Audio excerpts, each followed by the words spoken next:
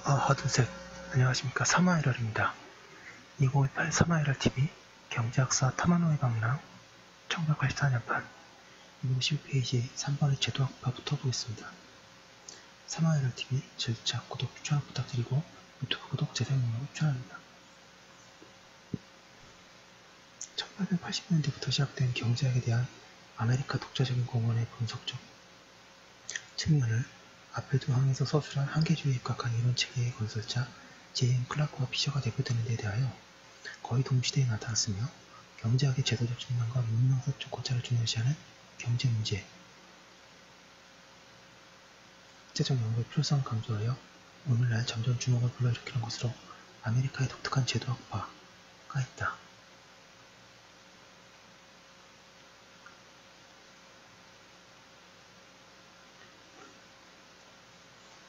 아메리카에서는 19세기 중엽 이래 경제의 제도 측면을 중시하고 사회의 제도 및 구조와 관계시키면서 경제 사실을 상세히 구찰하고 사실과 꽤 밀접한 별로 추상화되지 않은 이론을 전개하려고 하는 사고방식이 존재하고 있었다.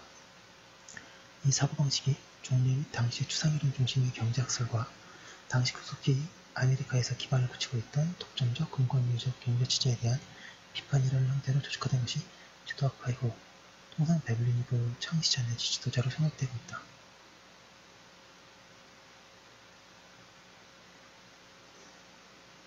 그렇다고 하나 이런 사고방식에 제도학과 제도주의의 방식이 붙게 된 것은 통상 그 창시자라고 하는 베블린의 만년, 금세기의 10년의 후반이 되어서부터이다. 252페이지에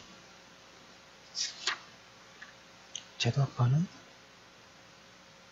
흔히 학파의 명칭으로 불리고 있다 해도 슈퍼터가 말하는 순정의 학파에서 어느 정도 멀고 결국 긴급히 조직화된 것은 아니며 또 제도학파라는 명칭도 제도학파의 흐름을 탄 잘브레이드, 코름, 미르달 등의 사고방식을 신제도학파 내지 신제도학파라고 부르기도 하지만 오늘날과 다른 것을 독립한 한 학파의 명칭으로 위험해야 되어버렸다. 그러나 제도학파라고 불리우는 경제학자들의 공통된 사고방식은 다분히 완만한 형태이지만 지금도 때때로 신제도학파라는 명칭을 사용하는 것 같이 지금도 아메리카, 더 나아가는 세계 경제학의 일면에 적지 않은 영향을 미치고 있다. 이미 서술한 바와 같이 제도학파는 아메리카 경제학회 창설자의 한 사람이 1, 2등에 의하여 시작되고 베블린에 의해 창시 내지 지도되어 1880년대에 성립한 것으로 미르달, 커먼스 등에 의해 속한다. 이들의 거의 공통적으로 보이는 것은 고전학파, 한계주의제 학파의 쌍방을 포함한 협의 경제이론에 대하여 추상성, 자기 한정성을 불만스럽게 생각하는 태도이고 이와 같은 태도를 발생하게 한 요인으로 다음과 같은 것들이 있다. 즉, 기본적 저류를 이루고 있는 것은 자유방문적 자본주의에 대하여 이전부터 아메리카에서 보인 반대의 기운이다.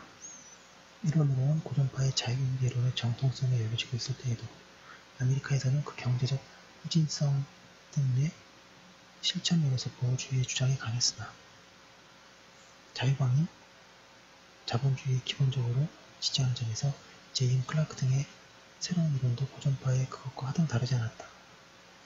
제도학파의 사람들은 당시 가속화되고 있던 독점화의 경영이라는 현실과의 관계에서도 그렇다고 해도 그들은 독점화의 폐해를 충분히 느끼고 있었고 그 근권적 경영에서의 탈출의 모색도 그들의 일대 특징의 하나였다. 분석 이론가들이 이와 같은 태도에는 특별히 비판적이었다. 또 전부터 나타났던 역사주의적 사상에 더하여 1880년대에는 아메리카에서 사회주의 사상이 급속히 확장했던 시대이고 제도학파 사람들은 마르크스주의에는 반대했으나 모종의 형태로 이것에 영향을 받았다. 이와 같은 비판적 저류의 분석적 시각을 제공한 것은 허스와 제임스, 듀이 등의 행동주의 철학 및 행동주의 심리학과 다윈의 진화론적 사회관이다. 이들의 영향하에서 그들은 경제현상을 인간의 다분히 본능적인 사회적 행동에 의하여 역사적으로 말해 복된 사회적 관습으로서의 253페이지 제도를 문제로 포착하고 그것을 사회계량주의 입장에서 종래 협의의 경제론만이 아니고 말하자면 인적 영역인 심리학, 사회학, 법학, 통계학, 문화인류학 등의 성과를 적극적으로 채용하여 역사적으로 해명하려고 했다. 그러나 그들도 추상적인 기계론적 원자론적 분석에는 반대했지만 결코 이론을 전부 무시한 것은 아니다. 베블린은 1870년대 말에는 J.B. 클라크의 직접 제자였고 후에는 클라크의 예리한 비판자가 되었지만 두 사람은 평생 존경하고 친밀한 우정을 잃지 않았고 또한 베블레는 제도적 접근과 클라크의 분석 접근을 J.M. 클라크의 아들 J.B. 클라크의 아들 J.M. 클라크에 의해 사회적 비용의 분석과 유효도 문제인 논의 가운데 하나의 훌륭한 결합을 몰고 있다. 그런데 제도학파라는 것이 경제 문제에 대해 기본적 접근 방법에서는 위에서 약술한 것과 같은 공통점을 갖고 있다고 할 수 있으나 원래 허술한 그룹핑이라는 관점에서 볼 때 그 구체적인 고찰 대상은 사람에 따라 또 같은 사람의 경우에도 시기에 따라 다르다. 즉 대체로 말하면 베블레는 유한 계급의 이론과 기업의 이론에서 보는 바와 같이 당시의 경제 이론과 경제 체계를 예리하게 비판하는 점에서 크게 공헌했다. 이것에 대한 니체에 대해 계속되는 포괄적 경기순환 용어가 나타나는 바와 같이 경기순환의 수량적 용어가 그 문제에 관한 종류의 제1원의 정리에 매우 건설적인 공헌을 했고 또 종류의 경제학 사회도 날카로운 비판적 고찰을 가졌다. 한편 키몬스는 경제 문제의 주로 국가, 주식회사, 노동조합, 경영자단체, 정당 등의 인간의 집단 활동이라는 측면에서 접근했고 사회학적, 사회사상사적인 색채가 강한 영역에서 많은 저작을 발표했으나 자본주의 법률적 기초, 집단의 운동의 경제학 등이 대표적이라고 할 수 있다. 1920, 30년대의 아메리카 경제학계에 있어서 통계적 실증주의의 일반과 프랑클린 루즈벨트 정권하의 뉴딜 정책의 시행에는 제도학파가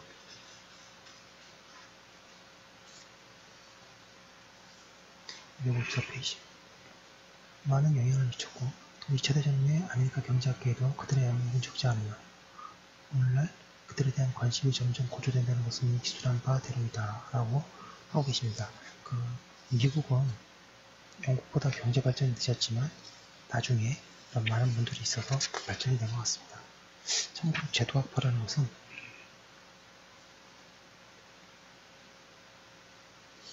경제의 제도적 측면과 문명사적 고찰을 중요시하는 일련의 연구입니다. 여기까지 한 걸로 두고 오늘 여기까지 하겠습니다. 네, 여러분 너무너무 감사합니다.